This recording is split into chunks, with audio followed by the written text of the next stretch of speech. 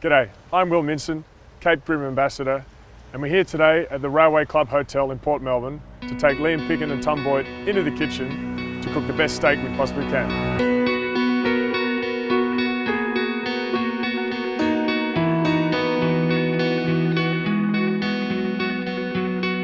This is the Cape Grim Scotch fillet. This one here is Marble Score 4+. At the Railway we season all our steaks first, always with fresh salt and pepper.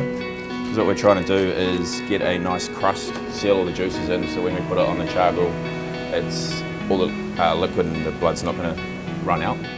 From there we use canola oil. It's just a oil which doesn't have a lot of flavour, so you're not changing the flavour of the steak. Put it onto the hot plate, colour up every side, seal in all the juices, so when you transfer it to the char grill, it's going to be nice and even and all the flavours sealed inside the steak. I think where nutrition is important is you've got to be able to recover from training, recover from games. The players' knowledge of what's best for them has also increased, and I think that's where having a quality meat supplier like Cape Grim means that players can go to a trusted source for their nutrition. We always go by our gut feel, and so basically this one here, we want to bring it to medium rare. It's fairly close to rare at the moment. It's quite spongy. You want it to have a little bit of give, but you want it to bounce back a little bit. As the sports dietitian of the Western Bulldogs, I consider myself really lucky to have a partner such as Cape Grim Beef to be on board, because it's such a natural product, really high in protein, iron and zinc, which is really beneficial to our playing group. I'm sure there's not one person at this football club that doesn't love a steak, so it's really important to educate the players on how easy it is to cook that beautiful, tender piece of steak.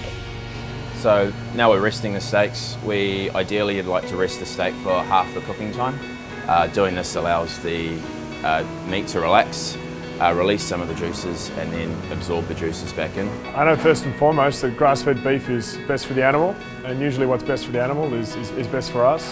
Beautiful pasture grown in Tasmania. There is no cleaner place in the world than Tassie. I think they've even got a world's cleanest sort of scale that they operate on, and Cape Grim exists within that region. And having spent a lot of time in Tassie, I know that if the cows are happy eating good pasture, then they're going to produce better meat, and we'll be happy for it also.